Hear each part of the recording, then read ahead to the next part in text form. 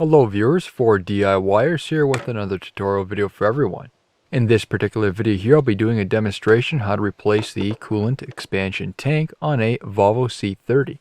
The same procedure also applies to the S40, V50, and C70 models as well. Over time, due to the heat and age, these tanks can become brittle, crack, and if excessive, can leak. Mine isn't to the point where it's leaking, but I have noticed some light cracking, so I'd rather replace it just to be safe. From what I've found, aftermarket replacements don't tend to fit as well or are cheaply made, so for this I have stuck with an OEM unit. Make sure the engine is cool when doing this. You'll need to remove the cap and then remove most of the coolant in the tank. I used a turkey baster for a majority of the coolant and then a hydrometer to remove what was remaining. The hydrometer will be needed after, which you'll see towards the end of the video. My coolant was between the minimum and maximum markings, so roughly 750 milliliters of coolant was removed from the tank. This can be reused if you put it in a clean bottle. I just purchased a jug of concentrated coolant from the dealer instead. Once there is minimal coolant remaining in the tank, use interlocking pliers, remove the clamps on the two top hoses. After they have been removed, the hoses can be pulled off. Gently grab onto the hose and give it a slight twist to help it remove. These can stick sometimes in place.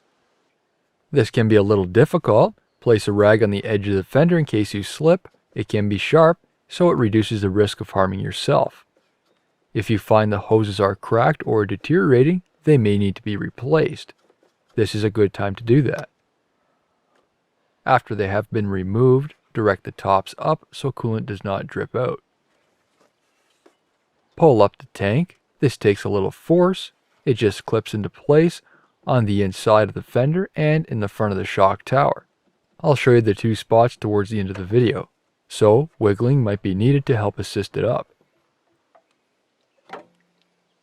When that tank is disconnected, you can remove the rear hose. Again, there is another clamp. Using interlocking pliers, remove it and push it back. Pull off the hose and direct it up so it doesn't drip. The tank does have baffling, so it can still have coolant inside. Be careful so you don't dump any remaining coolant out. There is some tree debris under the tank, so I'll give it a quick vacuum before putting everything back together. Here is the tank. As mentioned earlier, this is an OEM unit as I was worried about quality with some of the aftermarket options. First, start by installing the lower hose. These hoses have notches where they align with a tab on the connection. You'll see further on in the video for the two top hoses. Pull the clamp back into place.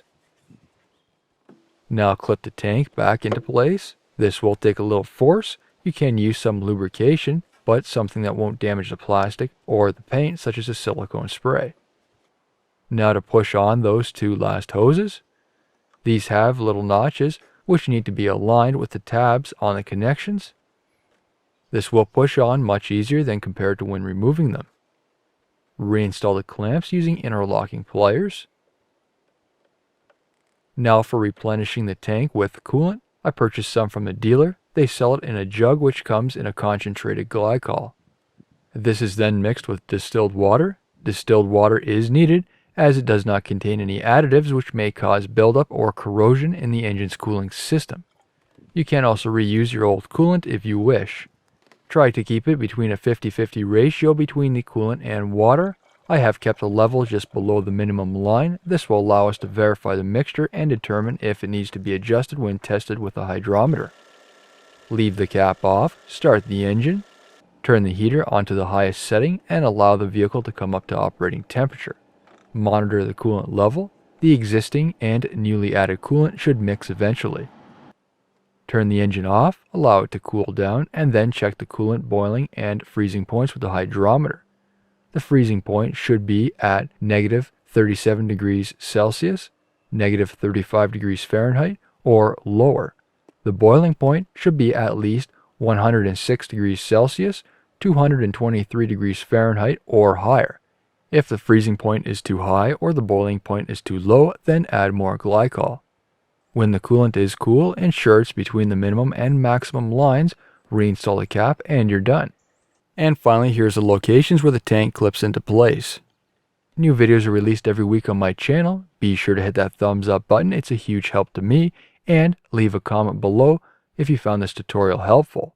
If you're not a subscriber, also be sure to hit that subscribe button. Thank you for watching.